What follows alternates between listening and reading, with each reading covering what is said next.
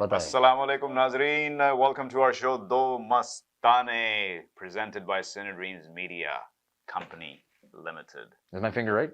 Don't. Your finger is I don't want to. I don't want right. to hear it. Your finger is always. I don't want to hear it. Look at it. ये आप टोपी क्यों पहने हैं? यार MN मैंने point किया हुआ है ना सही तरीके से. Look, my finger is right on our company. Actually, the little logo on your toque is more pointed towards. Yeah, your eyes are like a woman's eyes. You know, it notices little things. Even my eyelashes are. Don't be an aurat. Be a man. Be a man. क्या कर रहा है यार? क्या कर रहा है यार? क्या कर रहा है? अबे क्या कर रहा है यार? क्या कर रहा है यार? Be a man. Anyways, आज हम दिल चाहता है. हाँ, दिल तो आज चाह रहा है ये कि हम गर्मी के मौसम के बारे में बात करें. बिल्कुल. Because it's very cold outside. नहीं, हमें बिकिनी पहन के बीच पे जाना चाहिए इस मौसम में. यहाँ इतनी ठंड है कि उसके they actually have to come up with a term for that level of coldness. What's it called? A vortex? It's called a polar vortex. Vortex. Just the word polar vortex sounds scary. मतलब लगता है ना कि कोई भालू आ रहा है. Polar plane निकल के आ रहा है. मैंने अपना हाथ बाहर किया. मैंने oh shit. It turned into a chocolate popsicle. नहीं, मजाक के अलावा इतनी ठंड होती है यहाँ सर्दियों में कि कभी-कभार आपकी जो बाल हैं नाक के वो जम जाते हैं, कड़क हो जाते हैं. और वहां से ये बाल नहीं, बॉडी के जितने भी बाल हैं ना वो सब साले वो सब जम जाते हैं. English. He said, if we are to use any words out of line, they have to be in English.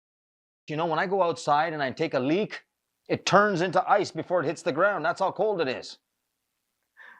How's that? You just put an image in my head, and I need to shake it off now. Oh, listen, man. I know you like my speeches and my frame of thought. You think about it all the time, don't you?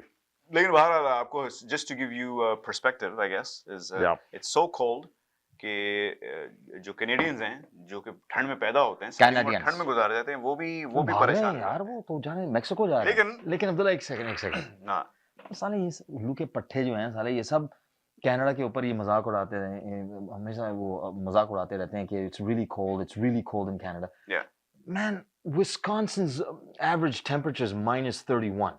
Minnesota's average is -25. You go to Chicago, Illinois right now, it's -20. Worse. They've got snowstorms with 7,000 feet of snow. No, but ये फर्क है ना. You can see it from Mars, the snow. Difference. All those places you named are in the U.S. First of all. But how come they don't? Because why do they make fun of Canada? Trump doesn't let anyone make fun of the U.S. हमारे जो leaders हैं वो आते हैं कि आओ spit on us. Spit in. थूको हमारे ऊपर. थूको. वो थूक जम जाए आपके. Ice बन जाए वो.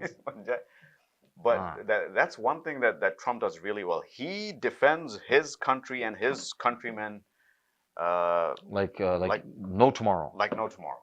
I mean, he's sitting there going, "We're having a difficult time, folks. Real difficult time. This is a horrible state of affairs." That Sleepy Joe who's sitting, is he sitting behind me? There he is. Nice Sleepy Joe. सो रहा है बेचारा वो पीछे बैठा हुआ है, उसकी वो बेइज्जती कर रहा है during the inauguration. और उसको कोई फर्क नहीं पड़ा क्योंकि वो बाइडेन जो था बेचारा वो तो खुद यूं सो रहा था वो. Yeah. I know we don't want to talk about the whole fiasco. No, that's fiasco, but the whole thing about kind of a fiasco. नहीं वो जो ट्रम्प पिछले हफ्ते कह रहा था कि he wants पिछले हफ्ते नहीं 2-3 महीने से कह रहा है he wants to make Canada the 51st state. The moment we do become his 51st or 52nd state, whichever, उसके बाद कोई कनाडा का मजाक नहीं उड़ाएगा. किसी क्या कहते हैं किसी माई के लाल में हिम्मत नहीं होगी कि वो कनाडा का मजाक उड़ाए. बिल्कुल. We want to be American Canadian. बहरहाल बात हो रही थी मौसम की. It's really cold. American. But kudos to our police. The Toronto police seized a truckload of cocaine worth $83 million. ये कोई मेक्सिकन ड्रग कार्टेल है. कोई पाकिस्तान से कोई आया होगा. पाकिस्तान से कोई आया होगा. लेकिन मुझे जो दिलचस्प लग रही थी इसमें बात, इस प्रोजेक्ट का नाम उन्होंने प्रोजेक्ट क्या रखा है? क्या? Castillo. Project Castillo. El escritor ये रशियन क्यों बोल रहे हैं आप? नहीं, ये डायलेक्ट है नॉर्थ स्पेन का. नॉर्थ स्पेन का. लेकिन मेरा सवाल ये होता है कि how do they gauge or how do they measure the worth of cocaine that they have busted? $83 million यार बहुत होती है. pronounce करते हैं ना. वो देख के कोई कहता है कि बस ये यार ये I can eyeball that this is worth $83 million. These guys are all undercover narc agents, right? They do this for a living. They have stuff stored up their asses. No, but what is it? What is it? That's what where is they their keep it point of warm. Relativity? What are they gauging it against? Like the FX rate? Or the exchange price rate. of gold or silver? No, I think it's you backed up by gold. Backed up by gold? Gold and silver. Okay. So I think that's how they know it's 83 million. I love how you just explained that. I think it's crystal clear. Itna clear ho It's so clear that any economist who's listening to this is going to say, I want to change my career. I want to change my industry. ये समझने के लिए आपको cocaine लेने की जरूरत भी नहीं है. It is so clear, so blatantly in your face कि gold और silver के against measure की जाती है. यानी मतलब it's backed by gold and silver, which then works the Federal Reserve. Are you sure there's no copper and nickel reserves involved in that? No, there's copper reserves. There's raw materials and all these kinds of things that we gauge the cocaine against. You know, I never thought these guys are all high anyways, man. लेकिन मेरा सिर्फ suggestion ये कि 83 million dollars की आपको मिल गई है, अब करेंगे क्या उसको? They should sell it and then distribute the funds to they're gonna buy hundreds of pounds of more cocaine. ये वो शायद उसको अमेरिका को दे देंगे. अमेरिका को दे देंगे. वो अपना क्या उतारने के लिए? ट्रम्प को देंगे, ट्रम्प को. अपना deficit उतारने. I think Trump's going to increase the deficit, man. Yeah. Anyways, before we go on break, just to segue into a really interesting topic that we're going to be discussing towards the end of the show, is कि कल. See what he said, man? Trump ने हिम्मत करके. What did he say? Please tell our audience. Shit, man. Like he's standing there and क्या कहते हैं? सुरीली आवाज में लोगों को सुनाएं.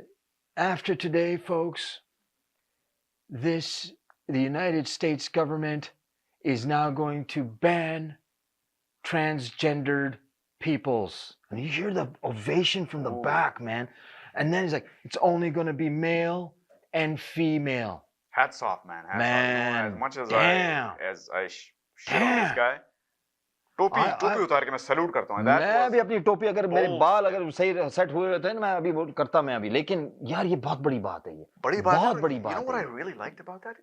It was the conviction and the heart he said it with. ये नहीं लग रहा था कि कोई teleprompter पे एक message चल रहा है and he has to say. लेकिन he said it.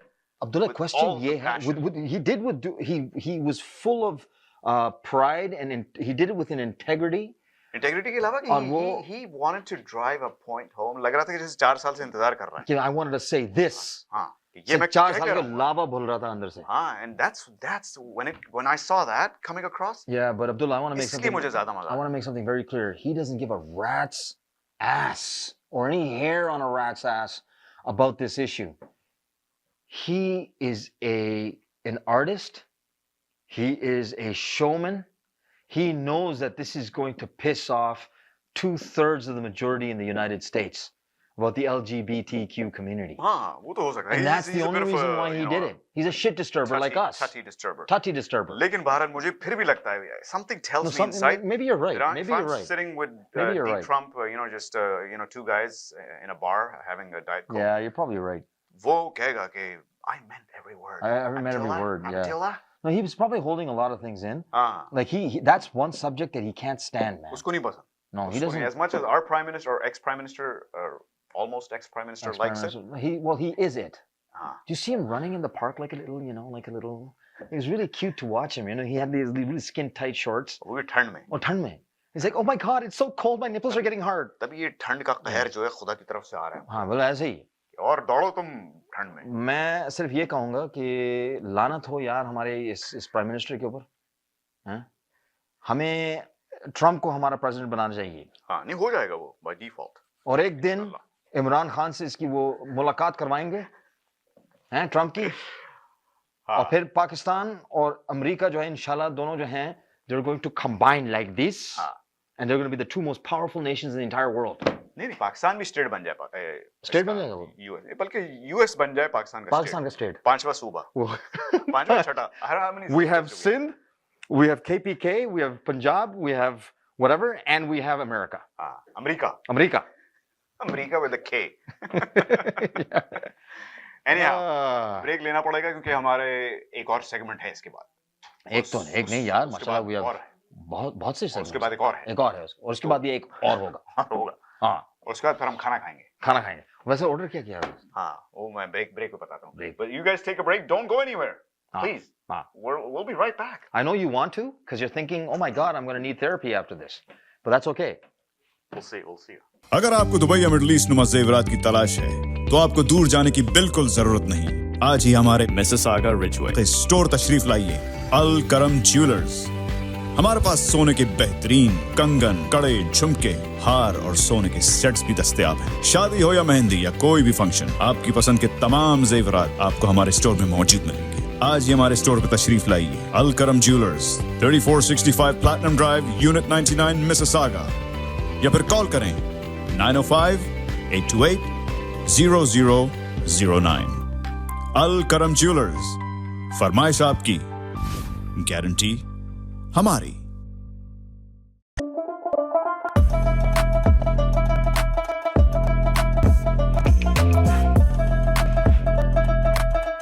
Chai Social, the best kadak chai in town.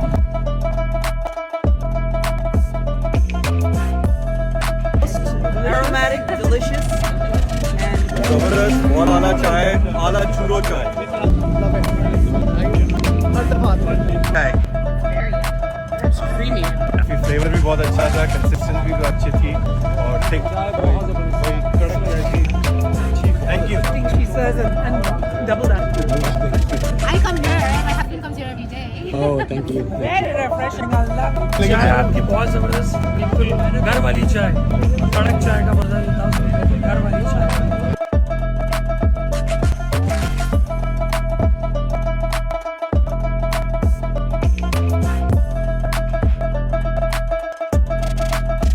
हमारा सीजन ऑफर था 2024 का for Desi Bikers of Canada and Chai Social sponsor. We want to thank the team of Chai Social. Absolutely great experience, great kadak chai. Best kadak chai in town. Absolutely. Is Chai Social. 100%. Everybody loved it. We appreciate your support and hopefully we can count on you in the future.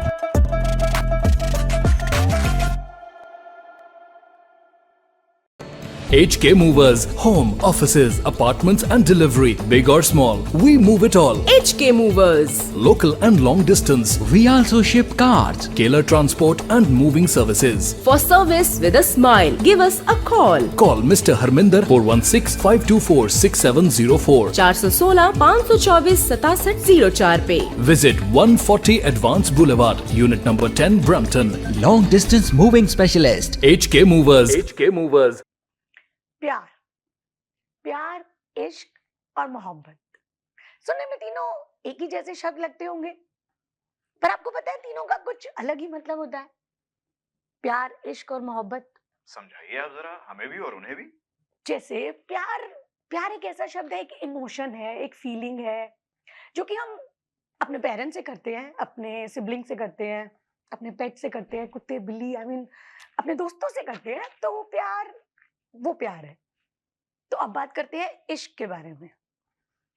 जब किसी को देख के कुछ पेट में तितलियां उठे, आसपास कुछ वायलिन बजने लगे, तो उसको कहते हैं कि इश्क हो गया, है ना। और जब उस इश्क में, उस इमोशन में आप फना हो जाए, आपका अपने आप से पहले आप उसके लिए सोचें, उसके लिए रखें, तो उस फीलिंग को हम बोलते हैं मोहब्बत। तो कैसा लगा आपको मेरे इन तीनों, मतलब आप अग्री करते हैं और हमारे दर्शक आप अग्री करते हैं मेरी इन कुछ स्टेटमेंट से जो मैंने आपके साथ शेयर की कि प्यार, इश्क और मोहब्बत। चलिए पहले मैं खुशामदीद कहूंगा लोगों का to our segment lights camera and classics. इसमें मैं और शिल्पा जी जो हैं, हम पुरानी फिल्मों, बहुत पुरानी नहीं लेकिन क्लासिक्स फिल्में जो हमें पसंद हैं, खासतौर पे जो रोमांटिक फिल्में थी, क्योंकि हमारा इरा 90s का था, लेट 80s 90s, उसमें फिल्में बहुत आया करती थी। तो आज जो फिल्म डिस्कस करेंगे उसके बारे में तो शिल्पा बताएंगी, लेकिन जहां तक आपने ये टॉपिक छेड़ा है मोहब्बत का, इश्क का, प्यार का, वैसे एक मैंने कहीं पढ़ा था, इश्क की या प्यार की बहुत सी स्टेजेस होती है। ये तो आपने 3 गिनवाई हैं, लेकिन कहते हैं कि शुरू होती है एक कसक से, फिर एक खलिश होती है, फिर एक उन्स होता है, उसके बाद आता है प्यार, उसके बाद आता है इश्क, फिर मोहब्बत, और मोहब्बत से भी ऊंची एक चीज है जिसका जिक्र मतलब कुरान और बाइबल तक में है, और उस अरबी लफ्ज है जिसका जिसे कहते हैं मवद्दत, और वो कहते हैं वो इतनी मोहब्बत, इतना गहरा प्यार होता है कि जो एक मछली को पानी से होता है कि उससे आप पानी से निकालें तो तड़प के मर जाएगी। हाँ, सो उस टाइप की मोहब्बत के बारे में। जी। तो यस, इन्होंने जैसे बताया, तो आज हम उसी तरह की एक मोहब्बत भरे सिलसिले के बारे में आपके साथ बात करने वाले हैं। तो जिस बॉलीवुड क्लासिक के बारे में आज हम आपके साथ जुड़ेंगे उसका नाम है मोहब्बतें। एक लड़की थी दीवानी सी, एक लड़के पे वो मरती थी, नजरें झुका के शर्मा के गलियों से गुजरती थी। जब भी मिलती थी मुझसे पूछा करती थी, प्यार कैसे होता है, ये प्यार कैसे होता है।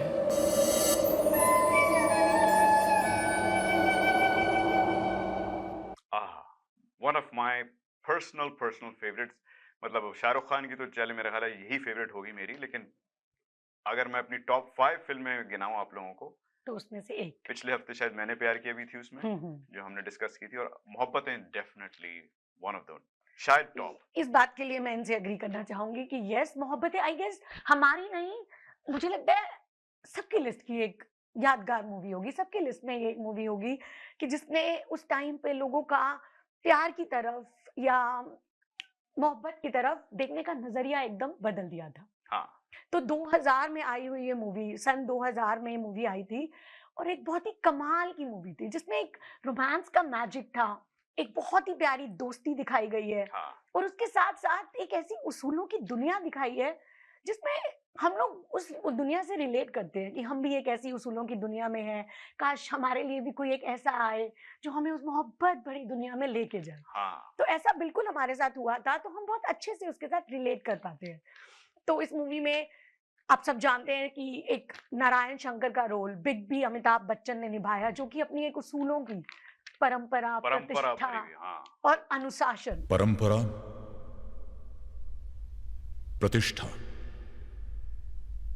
अनुशासन, ये इस गुरुकुल के 3 स्तंभ हैं। इन 3 उसूलों के साथ वो अपनी जिंदगी बिता रहे थे।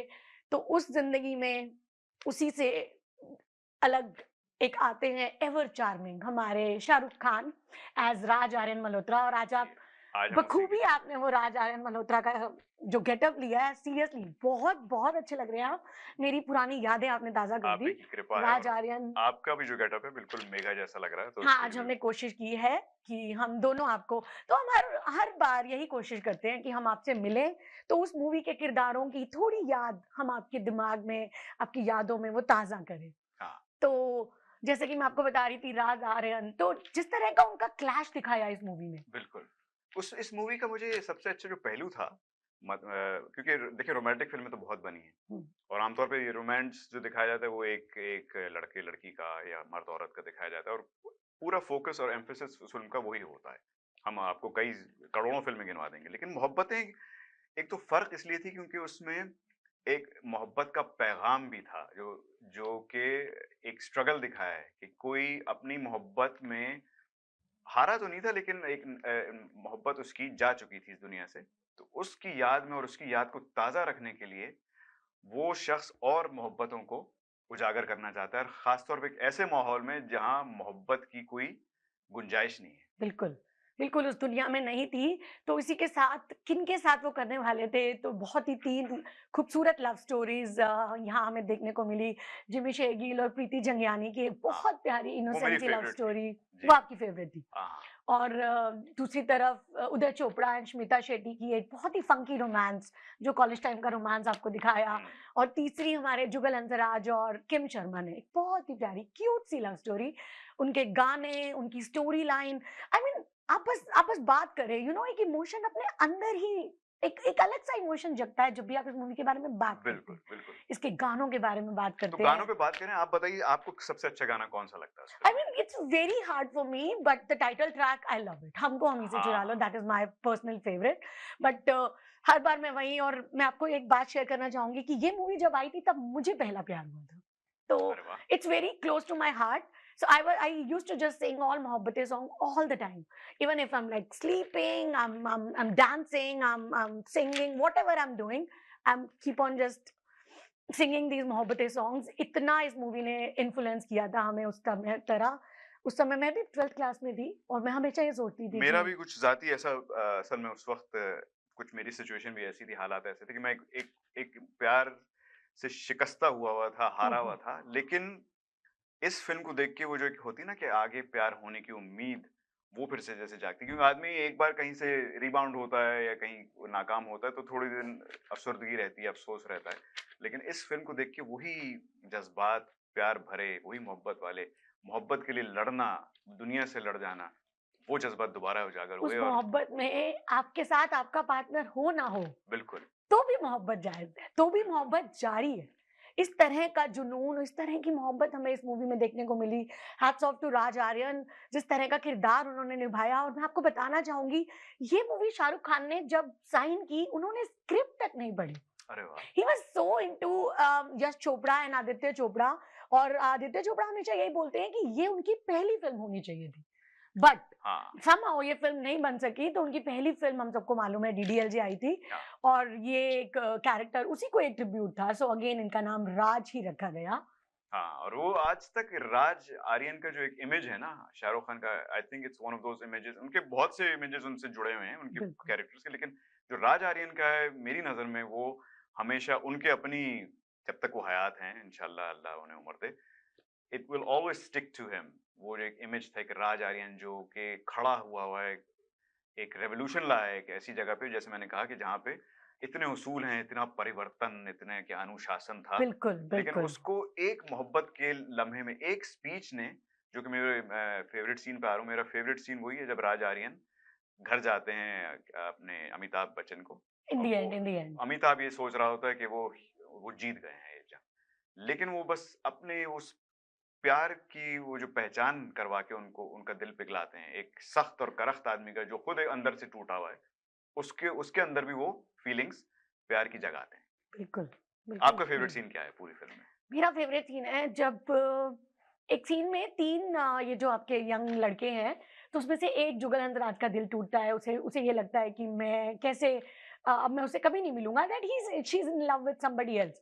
तो जब शाहरुख खान उसे कहता है, उसे जो कहता है कि तुम सिर्फ उससे मोहब्बत करना इसीलिए छोड़ दोगे कि वो तुमसे मोहब्बत नहीं करती। मोहब्बत में शर्तें नहीं होती है, तो अफसोस भी नहीं होना चाहिए।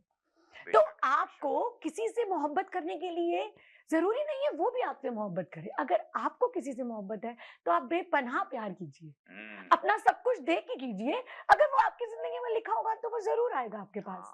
वो एक गाना, एक पुराना किसी फिल्म का था ना, कोई शर्त होती नहीं प्यार में। तो बेसिकली हाँ, प्यार जो है शर्तों पे अगर हो तो वो तिजारत हो जाती है, वो प्यार नहीं रहता। बिल्कुल। मोहब्बत तो एक तरफा होती है। खुदा भी हमसे मोहब्बत करता है, हम हालांकि उसको कभी कभार धुतकार देते ना उसकी सुनते हैं, लेकिन वो है जो हमसे मोहब्बत किए चला जा रहा है। तो मोहब्बत जो है ना, दो तरफा होना जरूरी नहीं, बल्कि कहते हैं शाहरुख खान की किसी और फिल्म का डायलॉग है कि एक तरफा मोहब्बत का जो मजा है ना, वो है ही कुछ और, उसकी खलिश और चुभन ही और रिश्तों की तरह 2 लोगों में नहीं बटता। तो क्या डायलॉग, दैट इज लाइक एक तरफा मोहब्बत की ताकत।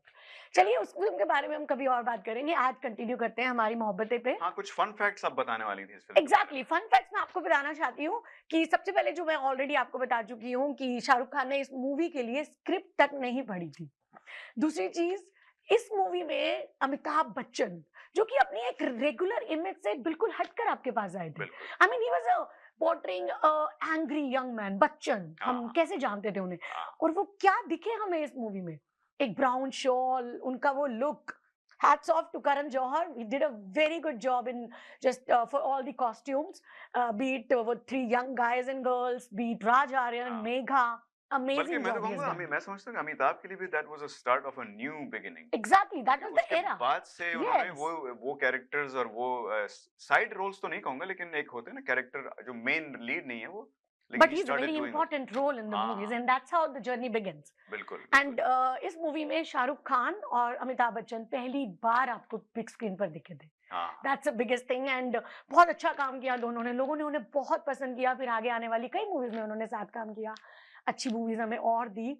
और कोई फन फैक्ट्स मैं आपको बताना चाहूंगी कि इस मूवी के लिए श्रीदेवी को भी पहले साइन किया था।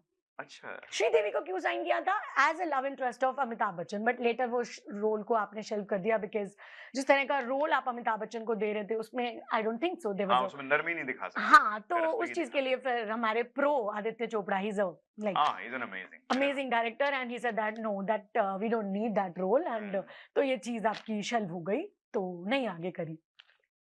और मैं आज के बारे में एक और चीज, जो ये तीनों लव स्टोरीज थी, तो इसमें जो वो मंदिर वाली लव स्टोरी थी जो प्रीति और जिमी शेरगिल की, वो एक रियल लव स्टोरी थी। That was a very real love story and that's Aditya Chopra confronted after during the making of the movie that he know that couple they used to just meet मंदिर में मिलते थे और उनकी एक love story थी, तो उन्होंने वो सेम लव स्टोरी हम लोगों को इस मूवी के थ्रू दिखाई। तो hats off to those guys जिनकी ये रियल लव स्टोरी थी and I really like appreciate कि इतनी ताकत थी उनमें कि ओके प्यार किया तो अपने प्यार के लिए एक स्टैंड लिया, चाहे राज आर्यन की मदद से लिया, बट ये बहुत जरूरी होता है कि अपने प्यार के लिए स्टैंड लेना। और उसी लव स्टोरी जिसकी आप बात करें, उसी से जो रिलेटेड जो कुछ सीन थे जिसमें वो भाभी डिफेंड करती है, बिल्कुल वो भी मतलब पूरी फिल्म में दिखाया है कि मोहब्बत के लिए आपको खड़ा होने का जो जज्बा है ना, वो वाकई दिलों को पिघला देता है, क्योंकि करख्तगी जो है, नफरत है, वो मोहब्बत के सामने ठंडी पड़ जाती है अगर आप मोहब्बत का पैगाम सही से पहुंचा सकें। और ये फिल्म में बार बार अलग अलग कैरेक्टर्स ने बड़ा बखूबी निभाया है, और इसीलिए मैं पिछले हफ्ते जब मैंने प्यार किया को हम रिव्यू कर रहे थे तो मैंने कहा, जोक मारा था कि मैंने तो इतनी बार प्यार किए कि मुझ पे फिल्म बनती तो उसका नाम होता मैंने प्यार किए, लेकिन फिर ये मोहब्बतें शायद इसीलिए बनी क्योंकि मैंने बार बार मोहब्बत की है और करता रहता हूँ। मोहब्बत तो मेरे ख्याल है इबादत का एक रूप है। चलिए इनका आप सुन लें, बट मोहब्बत एक ही बार होती है, बट जज्बा चाहिए दूसरी बार भी बर्बाद होने के लिए। तो इस चीज के लिए हम कभी और बात करेंगे कि हाँ दूसरी बार मोहब्बत होती है नहीं होती है। तो कुछ और अगर मैं आपको एक चीज बताऊं कि ये मूवी इंस्पायर्ड हुई थी एक अमेरिकन ड्रामा से। मैं मोस्टली हॉलीवुड नहीं देखती तो मुझे शायद नहीं पता, शायद आपको पता होगा। It's a famous drama in American dead poet society. मैंने सुना है लेकिन मैंने देखी। So, अब जब मैंने ये सुना, ये मैंने फन फैक्ट देखा, तो actually I went on to the Google and I google, so there are actually stills the uniforms, the gurukul setup and all those things, they are actually gets inspired from this American dead poet society. It's just an inspiration, not a copy.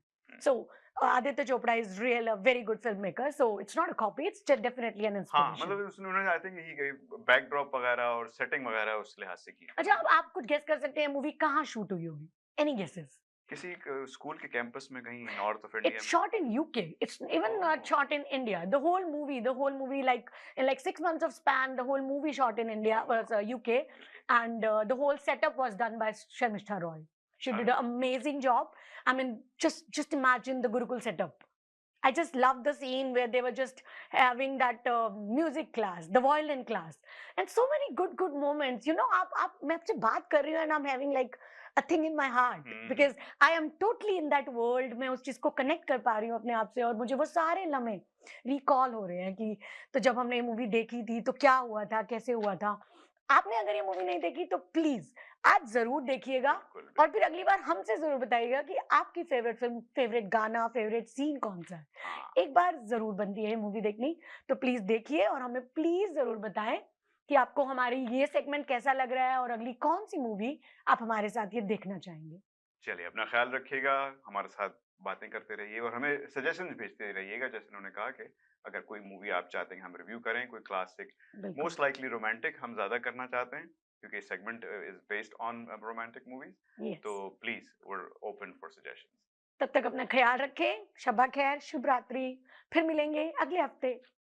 Bye bye. हाँ, and we will be right back after this break.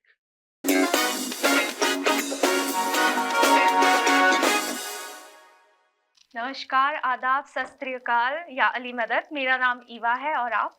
अस्सलाम वालेकुम, my name is Ejaz and I am from Awaaz entertainment, और आज हम बात करेंगे entrepreneurship और employment के बारे में। तो ईवा, आपका क्या ख्याल है कि एम्प्लॉयमेंट जो है वो आजकल की जनरेशन, जैसे हम लोग हैं, हम लोग एक कह लें कि चाइल्डहुड फेज़ के बाद हम लोग जिस फेज़ में आ रहे हैं लाइफ में, अब हमें रिस्पॉन्सिबिलिटीज़ उठानी है और लाइफ का एक नया फेज़ हम लोग सारे ही फेस कर रही है जनरेशन। तो आपके ख्याल में क्या चीज़ ज़्यादा बेहतर है कि एम्प्लॉयमेंट या एंटरप्रेन्योरशिप? मुझे लगता है ये जो डिबेट है वो काफ़ी समय से चला जा रहा है और it is still a debate because लोगों की प्रायोरिटीज अलग अलग होती है, राइट? ओके। तो जैसे मैं कहूँगी कि जॉब का साइड में रखना चाहूँगी पहले, कि जब आपकी जॉब होती है तो आपकी स्टेबल सैलरी होती है, राइट? आपको पता है कि हर महीने इतना पैसा आएगा ही। ओके। तो एंटरप्रेन्योरशिप में जब आप अपना बिजनेस स्टार्ट करते हो तो मुझे लगता है वो स्ट्रगल पीरियड जो होता है ना, दैट इज अनसर्टेन। तो आपका क्या ख्याल है इस बारे में? मेरा ख्याल है कि एंटरप्रेन्योरशिप के अंदर आपके पास, I do agree with Eva's point कि आपका एंटरप्रेन्योरशिप के अंदर थोड़ा सा फाइनेंशियल रिस्क आपका होता है उसमें आपकी, लेकिन आई बिलीव कि उसमें इंडिपेंडेंस और फ्रीडम और आपकी जो ऑटोनॉमी है वो बहुत ज़्यादा बेहतर है। कि जॉब के अंदर आप किसी और के एम्प्लॉय होते हैं, आपको कॉर्पोरेट के अंदर स्पेशली डे एंड नाइट आपको काम करना है, इवन वीकेंड्स पे मैनी टाइम्स आपको कुछ टास्क इस तरह के मिल जाते हैं। तो वर्क लाइफ बैलेंस मेरा ख्याल है कि ज़्यादा बेहतर एज एन एंटरप्रेन्योर आपको freedom of time and freedom of space मिलता है। ये काफ़ी इंटरेस्टिंग बात कही आपने एजाज, क्योंकि मुझे लगता है कि जब आपके जॉब में एक सेट आवर्स होते हैं, राइट, तो तब आपको पता होता है कि आपकी ज़िंदगी रोज़मर्रा में कैसी चलेगी। तो आप चीज़ें प्लान कर सकते हो कि ठीक है, मेरा 5 बजे काम ख़त्म होता है तो मैंने शाम को ये करना है, राइट? तो वैसे ही एंटरप्रेन्योरशिप में लेट्स से आपको कोई क्लाइंट है जो आपको आधी रात कॉल करता है, या फिर आपको कोई और टाइम्स पर काम करना पड़ता है, तो don't you think that creates a little bit of less work-life balance? I think that we can always schedule according to our own priorities. आप उसके अंदर अपनी आप उसको flexible कर सकते हो, आप उसको reschedule कर सकते हो, so you have more command over on your own schedule. Instead of कि अगर आप corporate life में होते हो तो आपको हर चीज़ पहले office और client meeting prioritize करनी है, and if there is any family emergency or anything like that, so उसके अंदर आपके पास इतना फ्रीडम नहीं होता है कि आप उसको जो है वो रीस्केड्यूल कर सको। तो इनफैक्ट आप फाइनेंशियली भी अगर आप देखो तो आपके पास जो है वो पर्सनल ग्रोथ के जो चांसेस हैं, you spend 30 years in a corporate company और उसके अंदर आप जब when you retire they give you some amount, वो भी अगर आप कोई इस तरह की फर्म में काम कर रहे हो, otherwise your kids have to start from zero again. Like आप you give 30 years of your precious time and energy to a company, and then again your kid has to start from बिल्कुल ना, आप उसको zero से लेके अगर 10 तक आपने काम किया, so your kid again has to start from zero। लेकिन as an entrepreneur I believe कि आप अपने बिजनेस के अंदर जो है वो आपने जैसे ग्रैंडफादर ने 0 से लेके 4 तक काम किया, so you hand over everything to your next generation at the level of 4, so that generation can take it from 4 and take it to 8, and then the third generation can take from 8 to and spread it to, there is sky's the limit, so you can make sense। but as if I ask, what if लोगों का business background नहीं होता? काफी लोग आजकल पढ़ाई पर ज्यादा फोकस कर रहे हैं, right? And I am not saying कि बिजनेस के लिए पढ़ाई इंपॉर्टेंट नहीं है। What I am saying is कि अगर आप इंजीनियरिंग करते हो तो आप वो ये सोच के करते हो कि मुझे इंजीनियर बनना है, राइट? और डॉक्टरी भी आप वही सोच के करते हैं, right? So in that matter for the families जिनका बिजनेस बैकग्राउंड नहीं है, उनके लिए एंटरप्रेन्योरशिप बिगिनिंग से स्टार्ट करना, डोंट यू थिंक वो काफी मुश्किल होता होगा नया पाथ अपने लिए चुनना? I do agree with that. लोगों के लिए मुश्किल होता है, लेकिन ईवा मैं आपको बताता हूँ, हमारे एक प्रोफेसर थे यूनिवर्सिटी में, सर अब्बास हुसैन उनका नाम था, and I am very thankful to that person. He has taught me 2 very great things about life. He said के काम करने से आता है, एवरीबडी सेज दैट, ठीक है, लेकिन करने से ही करना आता है। तो हम लोगों ने ये जुमला बहुत सुना है कि काम करने से आता है लेकिन मैं इसमें एडिशन ही करूँगा कि when you step into something then you really can explore yourself. उसके अंदर आपके पास बहुत ज़्यादा क्रिएटिव फ्रीडम होता है, आपके यू मेक कनेक्शंस और आपकी जो डिफरेंट एबिलिटीज़ हैं आप उनको एक्सप्लोर करते हो, जैसे कि प्रॉब्लम सॉल्विंग स्किल्स हैं, या आपके पास फाइनेंशियल जो आपका क्रूशियल टाइम्स आते हैं, आपको उसमें किस तरीके से बैलेंस करना है। तो आप बहुत सारे ऐसे स्किल्स हैं जिन पे आप लाइफ में एज अ पर्सन ग्रो करते हो, वो आपके आगे बिजनेस में या पर्सनल लाइफ में भी काफ़ी हेल्प आउट करता है आपको। नहीं, ये एकदम सही बात कही, लेकिन आपको ये लगता है आजकल जैसे सोशल मीडिया पे काफी एंटरप्रेन्योरशिप बहुत चर्चे में है, राइट? बिल्कुल। सारों को ऐसा लगता है अगर हम बिजनेस नहीं करें तो हम लाइफ में कुछ नहीं करें। कभी कभी मैं भी सोच में पड़ जाती हूँ कि यार ये मेरे पास 50 idea, but at this point मुझे मैं कैसे स्टार्ट करूँ, वो एक हमेशा क्वेश्चन होता है। तो आपको क्या लगता है कि ये जरूरी है कि सारों को बिजनेस करना चाहिए? I think, don't you think that employees who are working really hard for their families, don't they deserve the same respect? मेरा ख्याल है कि it's not about respect, but I think you should at least once in a lifetime you should try to work for yourself क्योंकि जितना dedicatedly आप अगले बंदे के लिए काम कर रहे हैं, you have to love yourself as well. अगर आप दिन में you have 24 hour work cycle, तो अगर आप दिन में half an hour every day you put towards your own financial and mental growth और अपने स्किल सेट पे, just half an hour is not a big deal. आप आधा घंटा, क्योंकि इतना टाइम तो हम लोग इंस्टाग्राम स्क्रॉलिंग में और जो है वो रील्स आजकल बहुत चल रही हैं, तो आप you open one app and you spend 5 hours and you never know कि time कहाँ गया। So for instead of that, अगर आप half an hour a day, I believe, अगर आप separate करते हो, तो that can take you so far in life, and sky is the limit। And yeah, that is amazing that you say that, Azaz, and I think कि हम सब start कर सकते हैं, भले directly हम हमारा job छोड़ के सीधा entrepreneurship में ना jump करते हुए। You don't need to quit your job actually and then start working on it। You part time start कर सकते हो। You can write down your ideas on a board कि आपने 10 ideas आपके mind में आए हैं, आपने उस पे लिखा है, फिर आप लिखो कि ये ideas आप जैसे you can write down everything on the board। white board के ऊपर मेरा ख्याल है कि आप लोग लिख सकते हैं घर पे, और उसके बाद आप जो है वो लिखें कि ये गोल आपको कितने टाइम में अचीव करना है। आप जैसे फॉर एग्जांपल आपने लिखा कि मुझे एक कंपनी खोलनी है और मुझे ये होना चाहिए, तो उसके बाद आप लिखोगे उस 10 साल से आप उसको 5 साल पे कैसे अचीव करोगे, फिर 1 साल पे कैसे अचीव करोगे। तो मेरा ख्याल है कि हम लोग इस पे काम कर सकते हैं बहुत ज़्यादा। बिल्कुल, और गोल्स बनाना बहुत इंपॉर्टेंट है लाइफ में। बिल्कुल। Great conversation, Azaz. It was very nice conversation with you, Eva. Definitely, and it's never ending debate. मतलब नई चीजें आती रहेंगी और इस पे काफी चर्चा हो सकती है। बिल्कुल। So why don't we ask our audience eventually की बात। बिल्कुल, आप लोग जरूर नीचे कमेंट्स में बताइएगा कि आप इस बारे में क्या सोचते हैं। जी, ठीक है। बहुत अच्छा लगा आपसे बात करके बहुत अच्छा लगा, आपसे बात करके बहुत अच्छा लगा। तो चलें, थैंक यू सो मच। आपसे मिलते हैं नेक्स्ट सेगमेंट में। Thank you, bye. अगर आपको दुबई या मिडिल ईस्ट नुमा ज़ेवरात की तलाश है, तो आपको दूर जाने की बिल्कुल जरूरत नहीं। आज ही हमारे मिसिसागा रिजवे स्टोर तशरीफ लाइए, अल करम ज्वेलर्स।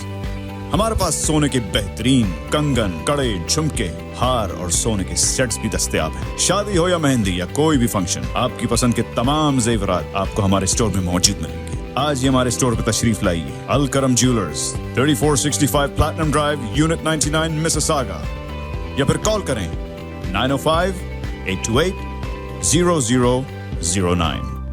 अल करम ज्वेलर्स, फरमाइश आपकी, गारंटी हमारी। डिक्सी इलेक्ट्रॉनिक्स और अप्लायंसेस, जहां आपकी तमाम इलेक्ट्रॉनिक्स और अप्लायंसेस की जरूरियात पूरी होंगी। हमारे पास आपको हर टॉप ब्रांड मौजूद मिलेगा, चाहे वो वर्लपूल हो या LG, सैमसंग हो या जनरल इलेक्ट्रिक्स। हम इन सब के ऑथराइज्ड डीलर हैं। आइए और हमसे 5 स्टार खिदमत का लुत्फ उठाइए। हम आपको तमाम अप्लायंसेस सबसे बेहतर और सस्ते दामों पर फराहम करेंगे, ये हमारी गारंटी है। विजिट आवर वेबसाइट www.dixieelectronics.ca या फिर हमें कॉल कीजिए 905-625-5900। At Dixie Electronics and Appliances, we sell quality and deliver confidence. आवाज एंटरटेनमेंट और उनकी पूरी टीम जल ला रहे हैं आपके मनोरंजन के लिए ढेर सारे नए प्रोग्राम्स। शोकास्ट, एक ऐसा पॉडकास्ट जिसमें सेलिब्रिटीज, सियासतदान, बिजनेस टाइकून्स और दीगर प्रोमिनेंट पर्सनालिटीज से बातचीत भी होगी और मुख्तलिफ मालूमात भी दी जाएगी।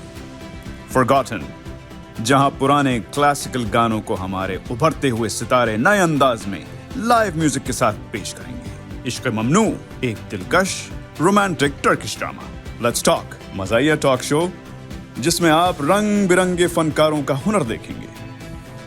लाइट्स कैमरा लाफ, देखिए और खूब हंसिए वायरल और ट्रेंडिंग मीम्स और वीडियोस पर। बच्चों के लिए भी खास प्रोग्राम्स और पेशकश जिसमें शोज और कार्टून्स शामिल होंगे, और आप देखेंगे हमारे टॉप शोज एक नई शक्ल और अंदाज में, जैसे कि दो मस्ताने, करंट अफेयर्स और वर्ल्ड इवेंट्स एक सैटायर कॉमेडी की शक्ल में, जहां हंसना बिल्कुल मना नहीं। तकरार लाइव, कनाडा का सबसे मकबूल सियासी शो, जहां लाइव कॉल पर पाकिस्तान की सियासत पर आप अपने नजरिए पेश कर सकते हैं। और इन सब के अलावा देखिएगा दीगर दीनी प्रोग्राम्स, मूवीज, स्पोर्ट्स प्रोग्राम्स और भरपूर non stop entertainment, only on आवाज एंटरटेनमेंट। आवाज आपकी, चैनल हमारा, जुड़िए हमसे।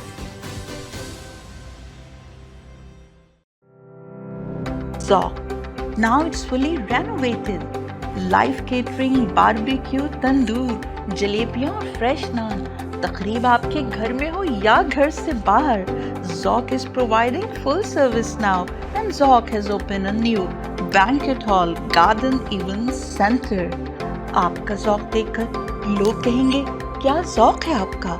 Call right now 905-625-7786. Zoc वालों के लिए. जी नाज़रीन, welcome back to our show Do Mastane. आज बात हो रही थी before we went on break from our first segment. Haroon Qureshi Saab was talking about what Trump had said about there only being two genders, men and women. लेकिन मुझे क्या कहना चाहिए? तकलीफ हुई या अफसोस हुआ? I was at work in my office just a couple days ago. और मैं वॉशरूम में जब गया, I went into the stall to do whatever. Do you have to tell them what you're doing, damn it? लेकिन वहाँ पे मैंने notice किया कि there were two boxes of कैसे कहेंगे यार इसको तमीज से कैसे कहेंगे? Sanitary napkins. Sanitary, yeah. Feminine products. Yeah. Feminine. I think they're called feminine products, right? Feminine products, yeah. So feminine products in a male washroom. So I need someone to please explain what's going on over here. So what are we talking about? Are you talking about tampons? Tampons and pads. On pads. Both. A box of tampons and a box of pads. They're called feminine products? Yes. Why don't you just freaking call them what the hell they are? They're tampons and नहीं, पर जो भी थे वो मेरे काम के नहीं हैं because we don't know actually.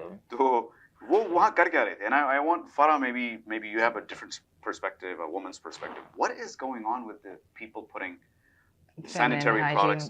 Yeah. So I'm obviously the only reason that would happen is because of the trans community, right? So if it's like a girl, a female that's changing into a male. Okay.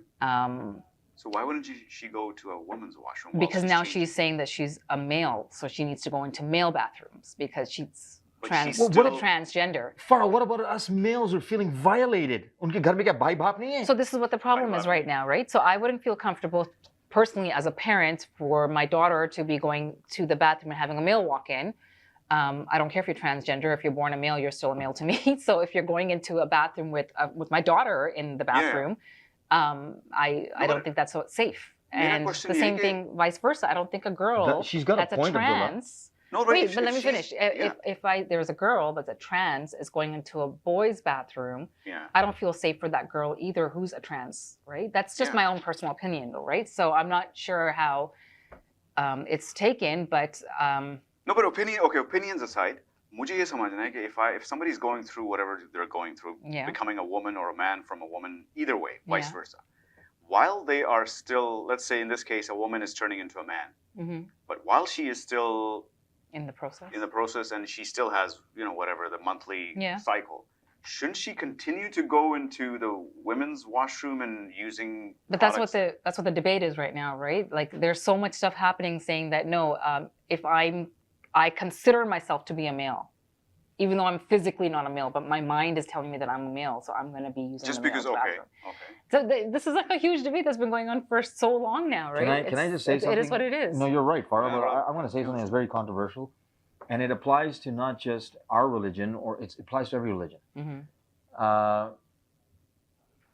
Religion, Abdullah, man, hold on. Listen, this is a mindset. And it's a mindset brought on by uncontrolled circumstances in those people's environments in their past. It dictates your livelihood. Your childhood experiences dictate what your perception of life is.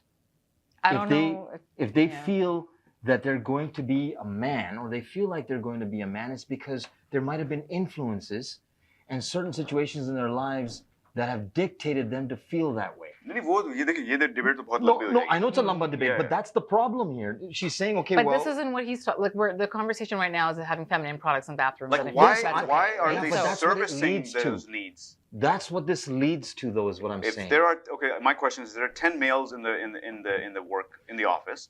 One of them decides to become a woman or whatever. A woman decides to become a man. एक उसके लिए आप तीनों stalls में, there's 3 stalls in my washroom. And they are stocking every single stall with a box of tampons and a box of pads for one person I'm just saying, give an example. Right. Why couldn't that one person just bring their own? No, it's not about that. It's Abdullah, about but that's not- it's not about that. It's about like These are very having superficial public conversations. having like something available publicly, right? Because this is supposed to be I don't know how to explain it. I don't know how to explain it. Okay, but here's the I thing, don't know how to Farah. explain I know what you're trying to say. Yeah, I can't I know bring what it to you're trying words. to say. I know what you and Abdullah are trying to say, but my point is, what you guys are discussing, see the Titanic, man? It was going to sink no matter what. It doesn't matter if you're trying to rearrange the chairs, the deck chairs. The damn thing's going to sink anyway. What? My point is... What the hell? What kind of... Listen, what? No, listen. This is interesting. No, but listen. Yeah. The damn thing is sinking, and you're trying to fix the damn stupid things up here. Okay, the deck chairs, like that's going to make any difference? Everyone's going to be dead in 20 minutes anyway. No, what, now, okay, look. How that attaches to what I'm saying is, it doesn't matter what this conversation is about tampons in women's washroom, in men's washrooms. The problem starts when you're born and you're going through different steps and cycles in your life that lead you to these situations. We need a separate show for that. Okay, that's topic. fine. My only question was, we can have a different show, Yeah. but I'm just saying that this is what the problem is. No, but problems we hata de, problems aside, I just want to know, why are they servicing that need, which is I probably guess very they're just, minuscule. They're making it so that they feel comfortable, right? So they don't feel like they're secluded and they're Well, accepted. Then they should start putting adult diapers in there too, because there could be an old man who can't control himself And he has to- at work. yeah. So his needs should be serviced too. No, but it's there because should there's... be there But should right be. now, the transgender community Has an is agenda. They're very so strong. like they have a really strong influence at the moment, right? Because There you of go. everything that's happening. That's all I wanted to hear.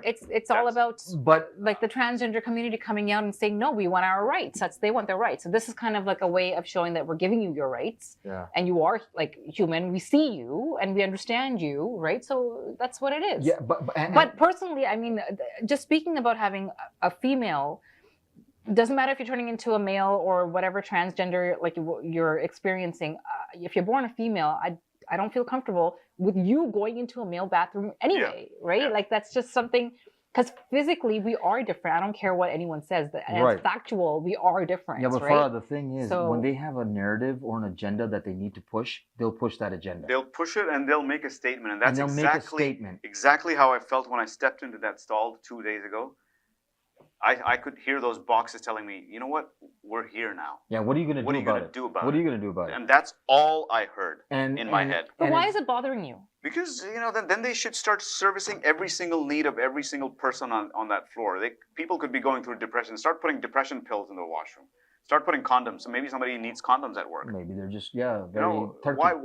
Why just service a need of one sect that just has an agenda to prove themselves, whatever their agenda may be. Abdullah, we're going down a really, really dangerous path. मुझे तो गुस्सा आता है यार इन वो चीज़ों ठीक है तुम्हारी बात, लेकिन we have to be There's a very lot careful. there's a lot of stuff we can discuss about this. And again, this is all like a personal opinion kind of thing, It is right? a personal opinion, but the problem is nowadays, Farah, if you express your personal opinion, especially the way that we I don't are, think it's a personal opinion. we're going to get It's into a very lot of public. trouble. It's very public when I step into a washroom and I see sanitary products sitting there in a male washroom. That's not a personal thing. It's friggin' public, and it's all over the place. And Is it bothering you because of a religious aspect, or is it bothering you because of the children's, not children's at all. aspect? Nothing to do with religion. It's just if you're going to make a statement, then everybody should have the right to make a statement in their own way. Yeah, And what they should makes you special? Start stocking those washrooms with other products too. What makes them special? Years ago, Underwears, there were no diapers. tampons or pads in men's washrooms. Why didn't you start doing this from the very beginning? How come it's happening now?